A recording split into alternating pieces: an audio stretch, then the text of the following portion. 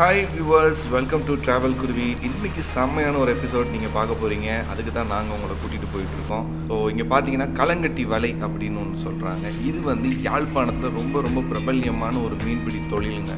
But இந்த தொழில் கொஞ்சம் வித்தியாசமாக இருக்கும். அது ஏன் எதனாலங்கிறது நீங்கள் பார்க்கும்போது உங்களுக்கே புரியும். பட் நீங்கள் இன்றைக்கி செம்மையாக என்ஜாய் பண்ண போகிறீங்க, அது மட்டும் எனக்கு கன்ஃபார்மாக தெரியுங்க. ஸோ வாங்க இப்போ நம்ம போய் என்ன நடக்குது ஏது நடக்குதுன்னு பார்க்கலாம். ஸோ ஏர்லி மார்னிங் 5க்கே நாங்கள் வந்துட்டோம். 5லேருந்து போட் எடுத்து கிளம்பி இந்த லொக்கேஷனுக்கு வர்றதுக்கு மட்டுமே எங்களுக்கு ஒரு 40-45 மினிட்ஸ் ஆச்சுது. இவர் பேர் சந்தோஷ். கலங்கட்டி வலை மீன் பிடிக்கிறது எப்படிங்கிறத நம்மளுக்கு ஃபுல்லாக காமிக்க போகிற ஒரு இவர் தான். அவரோட படகுல தான் நாங்கள் இன்றைக்கி வந்தோம். ஸோ இந்த படகு நீங்கள் பார்த்தீங்கன்னா இந்த படகு தான் உண்மையாகவே அவங்களோட வலை இது. ஸோ அவங்க தான் இந்த இடத்துல வந்து இந்த வலையை கட்டி வச்சுருக்காங்க மீன் பிடிக்கிறதுக்காக. ஸோ நாங்கள் வந்தது வந்து அவங்க எப்படி மீன் பிடிக்கிறாங்கங்கிறத உங்களுக்கு காமிக்கிறதுக்கு. ஏற்கனவே பாருங்கள் வேலி மாதிரிலாம் ரெடி பண்ணியிருக்காங்க. ஸோ இதுக்குள்ளே தான் இந்த வலை இருக்கும். ஸோ மீன்லாம் வந்து உள்ளே மாட்டிச்சுன்னா வெளில போகிறதுக்கு வழியே இருக்காது. ஸோ நாங்கள் ஸ்பெஷலாக உங்களுக்கு என்ன பண்ண போகிறோம்னா தண்ணிக்கு அடியில் போய் அந்த வலையில் எப்படி எப்படி மீன் மாட்டுது, என்னென்ன வகையான மீன் இருக்குது, இன்னும் வேறு என்ன அழகான விஷயங்கள் தண்ணிக்கடியில் இருக்குங்கிறது தான் உங்களுக்கு மெயினாக காமிக்க போகிறோம். இன்னொரு விஷயமும் சொல்லிக்கிறேங்க, நாங்கள் பண்ணுற இந்த எபிசோட், அதாவது கலங்கட்டிங்கிற இந்த விஷயம் வந்து யூடியூப்பில் நீங்கள் எங்கே போய் தேடி பார்த்தாலுமே நிறைய பேர் பண்ணதாகவே எனக்கு தெரியல. ஸோ நாங்கள் உங்களுக்கு ஸ்பெஷலாக ஃபஸ்ட்டு பண்ணுறோன்னு நினைக்கிறோம். ஸோ நீங்கள் பார்த்து நல்லா என்ஜாய் பண்ணுங்கள். தண்ணிக்கடியில் இப்போ ஒரு வலை மாதிரி தெரியுதில்ல, இதை தாண்டி உள்ளே போனால் தான் அவங்களோட மெயின் வலை இருக்கும். ஸோ அதை தாண்டி தான் நம்ம இப்போ உள்ளே போயிருக்கார் அவர். ஆக்சுவலி நாங்கள் உள்ளே போகவே முடியாது, உள்ளே என்ன நடக்குதுன்னு எங்களுக்கு தெரியல. நாங்கள் மேலே வெயிட் பண்ணிகிட்டு இருந்தோம். ஸோ இவர்கிட்ட ஹெட்டில் வந்து அந்த கேமராவும் கையில் ஒரு ஸ்டிக்கில் அந்த கேமரா மாட்டி அமுச்சு விட்டுருந்தோம். அவர் தான் போயிட்டு எல்லாருமே கவர் பண்ணார். நாங்களே ஆக்சுவலி எடிட் பண்ணும்போது தான் இந்த விஷுவலே நாங்கள் பார்த்தோங்க. அதுக்கு முன்னாடி வரைக்கும் நாங்கள் பார்க்கவே இல்லை. ஆக்சுவலி அவர் கையில் வச்சுருக்க கேமரா கொஞ்சம் அன்றைக்கி தண்ணியில் ரொம்ப டிப் பண்ணனால என்னமோ தெரில, பட் ரொம்ப ஒர்க் பண்ணாமல் போயிடுச்சு. ஸோ அதோட ஃபுட்டேஜஸ் வந்து கொஞ்சம் ஜப்பாங் அந்த மாதிரி இருந்துச்சு. ஸோ அதனால் அதில் என்னென்ன ஃபுட்டேஜ் எங்களுக்கு தேர்ந்துச்சோ அதை மட்டும் நாங்கள் கட் பண்ணி உங்களுக்கு மேட்ச் பண்ணி காமிச்சிருக்கோம்.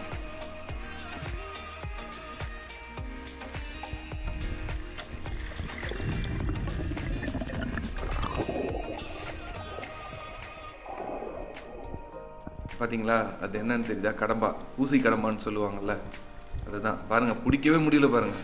அந்த டை, பிளாக் டை, அது எங்கே தான் வச்சுருக்கோ தெரியாது. நமக்கு வாங்கி வெட்டி பார்த்தோன்னா உள்ளுக்க கொஞ்சோண்டு டை தான் இருக்கும். பட் அது தண்ணிக்கு அடியில் இருக்கும்போது தான் தெரியுது பாருங்கள். அந்த டையை வச்சு தான் அது எஸ்கேப் ஆகிறதுக்கு யூஸ் பண்ணுறாரு.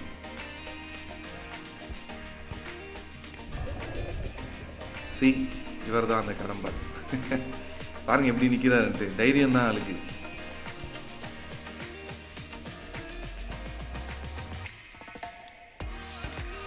எவ்வளோ ஃபிஷ் இருக்குது தண்ணிக்கடியில்.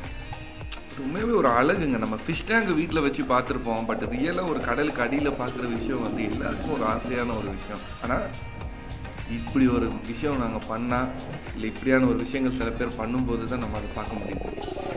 முரல் மீன் பார்த்திங்களா மேலே தெரிஞ்சது? இன்னும் தெரியுங்க, எனக்கு போக போக நிறைய விஷுவல் இருக்குது பாருங்கள்.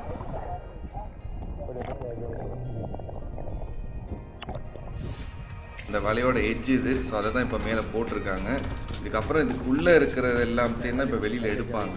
ஸோ உங்களுக்கு கரெக்டாக நாங்கள் எடிட் பண்ணி காமிச்சிட்ருக்கோம். உங்களுக்கு இழுக்கிறாங்க பார்த்தீங்களா? ஸோ அந்த அவர் தண்ணிக்குள்ள இப்போ இதுவர் வந்து நம்ம ஆள் கிடையாதுங்க, அந்த மீன் இந்த வலைக்கு சொந்தக்காரர். ஸோ அவர் வேலை பண்ணுறாரு, நம்ம ஆள் உள்ளே தான் இருக்கார். நாங்கள் வெளியில் இருந்து கவர் பண்ணுறோம். பாருங்கள், ஒரு வேலி மாதிரி பண்ணியிருக்காங்க. அதுக்குள்ளே தான் அந்த வலையோட அவ்வளோ நெட்டும் கீழே இருக்கும். ஸோ அதுக்குள்ளே இருக்க அவ்வளோ மீனுமே இவங்களுக்கு தான் சொந்தம். ஸோ அப்படி எடுக்கிறாங்க பாருங்கள். ஸோ இது ஃபஸ்ட்டு சின்ன வலை ஒன்று எடுத்தாங்க. ஸோ அந்த சின்ன வலையில் வந்த மீன்களை தான் இப்போ நாங்கள் பார்க்குறோம். பெரிய வலை இன்னும் இருக்குது, அதை நாங்கள் காமிக்கிறோம்.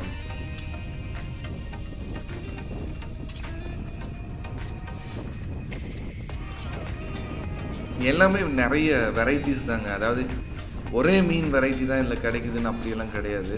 எல்லாமே மிக்சடாக. அது பாருங்கள், கடம்பா கிடச்சிருக்கு, நண்டு கிடைக்குது, அப்புறம் முரல் மீன், இப்படி ஏகப்பட்ட வெரைட்டி.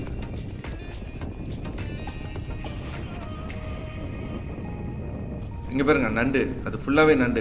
இது வந்து கைப்பிடி வலைன்னு ஒன்று வச்சுருக்காங்க. இது எதுக்கு வச்சுருந்தாங்க அப்படின்னா, 1-2 கொஞ்சம் வெளியில் அங்கங்கன்னு சிக்கிட்டு இருக்கும், எதர்ச்சியாக வரும் இல்லை, அது எல்லாத்தையும் அல்லேக்கா இந்த வலையை போட்டு அப்படி பிடிச்சிட்டு நம்ம இதில் வந்து ஒருத்தர் கொடுத்துட்டு போனார் மேலே. ஸோ அதை தான் அவர் கூட்டிகிட்டு இருக்காரு.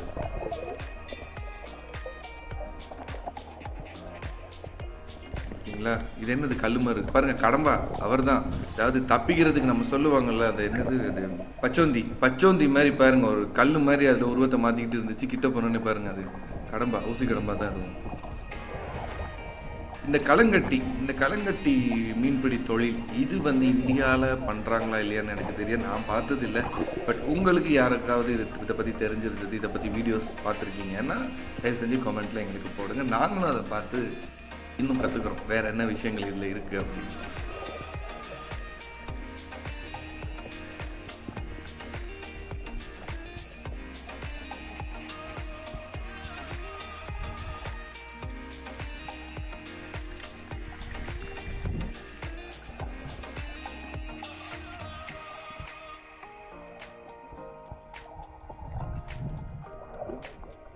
பாருங்கள், முரல் மீன் எவ்வளோ இருக்குது பாருங்கள். இப்போ நாங்கள் காமிக்கிற இந்த விஷுவல் எல்லாமே இந்த வலைக்குள்ளே மாட்டியிருக்கிற மீன்களுங்க. இப்போ அவர் கரெக்டாக வந்து வலைக்குள்ளே நிற்கிறார் பாருங்கள், அது கரெக்டாக தெரியுது, அந்த சர்க்கிள், வலையோட சர்க்கிள். இதுக்குள்ளே அவ்வளோ மீனுமே இப்போ இவங்களுக்கு தான் சொந்தம். இப்போ நான் வலையை அப்படியே அள்ளி எடுப்பாங்க, இப்போ நீங்கள் பார்க்கலாம். ஆனால் உண்மையாகவே வேலை ரொம்ப அதிகம் அவங்களுக்கு. என்னென்னா தண்ணிக்கு அடியில் போய் அதை ஒவ்வொரு எட்ஜையும் பிடிச்சி ஜாயின் பண்ணி அது ஒரு சர்க்கிளுக்குள்ளே அப்படியே பெருசாக கட்டியிருப்பாங்க. அதை அப்படியே குறுக்க கொண்டு வந்துட்டு தான் உள்ளே வச்சு இது இருப்பாங்க. பாருங்க என்ன மீன் போச்சுன்னு பார்த்தீங்களா? Nemo fish. நீமோ மூவி பார்த்தவங்க எல்லாருக்கும் தெரியும். ஸோ இது எல்லாருமே நினச்சிருப்பாங்க ஃபாரினில் தான் இருக்கும், அங்கே தான் வாங்கிட்டு வந்து இங்கே விற்கிறாங்கன்னு. நம்ம கடல்லையுமே இது இருக்குங்க.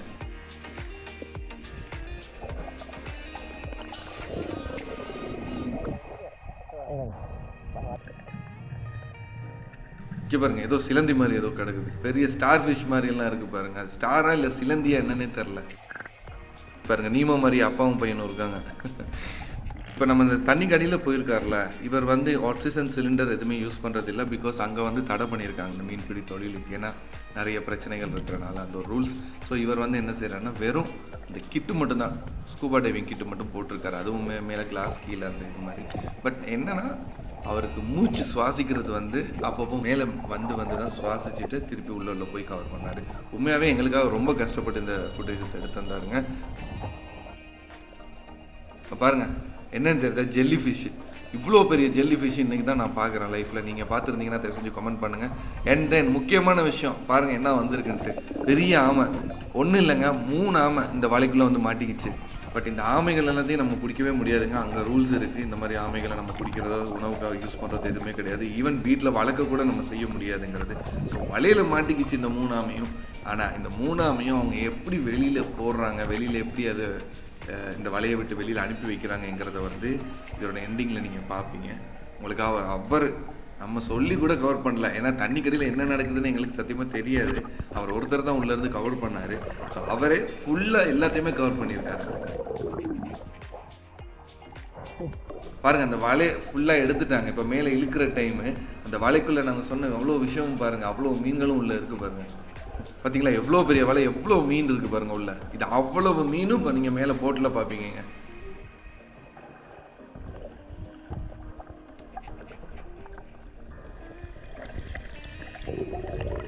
மேலே வந்துட்டோங்க பாருங்கள், தண்ணி கடியில் காமிச்சிட்டு அப்படியே மேலே உங்களுக்கு காமிக்கிறாரு.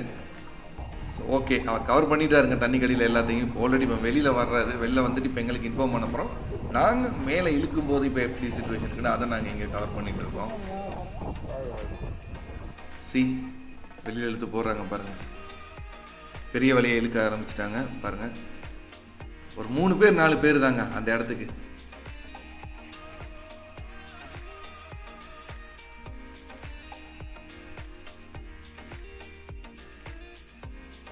அது பாருங்க, ஜெல்லி ஃபிஷ் தெரியுது அதில் தண்ணியில் பிங்க் கலரில். அதுதான் எல்லாம் வந்துச்சுங்க. அட்டேங்கப்பா பாருங்க, அவ்வளோ ஃபிஷ்ஷும் போட்டுக்குள்ள ஃபுல்லாக எடுத்துட்டாரு வலையை.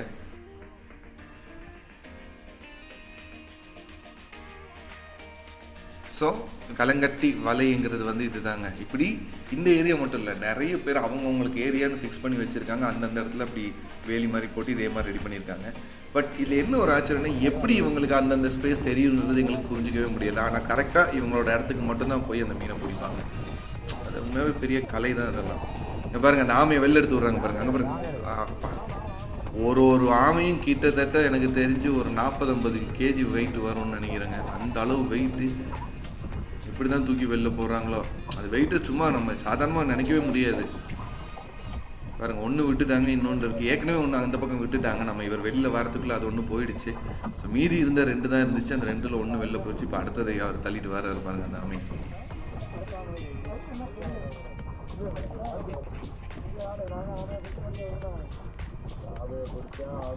பாருங்க அதுவும் ரெடியாக நிற்கிது. விடுங்கடான்னு ஓடுது. ரைட், பிடிச்சாச்சு ஆளை. இப்போ அல்லைக்கா தூக்கி இந்த பக்கம் போட போகிறாங்க.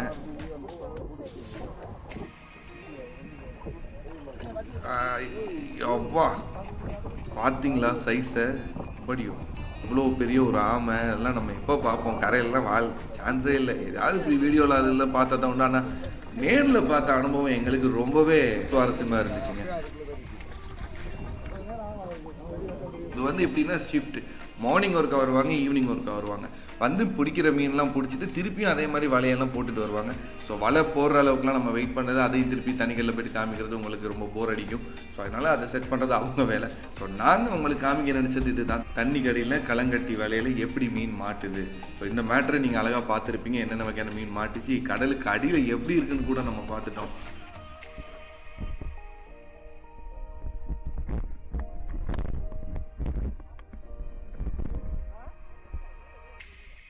வரும்போது ஓரளவு ஸ்பீடில் தான் வந்தார். ஆனால் போகும்போது செம்ம ஸ்பீடாக போனார். எங்களுக்கு சொல்லிட்டாரு, நீங்கள் பார்த்து சேஃபாக பிடிச்சிட்டு இருங்க, நாங்கள் கொஞ்சம் ஸ்பீடாக தான் போக போகிறோம் அப்படின்றதுக்காக.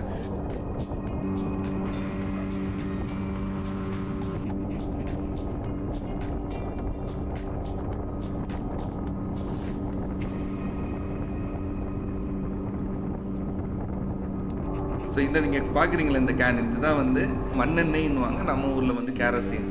ஸோ இதில் தான் போட் ஓடுது. பட் பெட்ரோல் எதுக்கு யூஸ் பண்ணுவாங்கன்னா, இன்ஜினை ஸ்டார்ட் பண்ணுறதுக்கு மட்டும் பெட்ரோல் யூஸ் பண்ணுறாங்க தவிர போட் ஓடுறதுக்கு முழுக்க வேலை செய்கிறது இந்த மண்ணெண்ணெய் தாங்க, கெரசினுங்கிற விஷயம். கரைக்கு வர்றது கொஞ்சம் தூரத்துக்கு முன்னாடி என்ஜின் ஆஃப் பண்ணிடுவாங்க. ஏன்னா அதுக்கு ஆழம் கம்மியாக இருக்கனால என்ஜின் தட்டுப்படுங்கிறதுக்காக.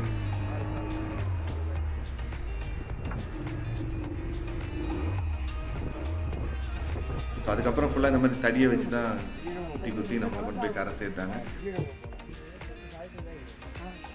ஸோ உங்களுக்கு இந்த எபிசோட் பிடிச்சிருக்குன்னு நினைக்கிறோம். உங்களுக்கு பிடிச்சிருந்துச்சுன்னா கண்டிப்பாக லைக் பண்ணுங்கள், கமெண்ட் பண்ணுங்கள், ஷேர் பண்ணுங்கள். மறக்காமல் சப்ஸ்கிரைப் பண்ணி எங்களுக்கு சப்போர்ட் பண்ணுங்கள். தேங்க்யூ.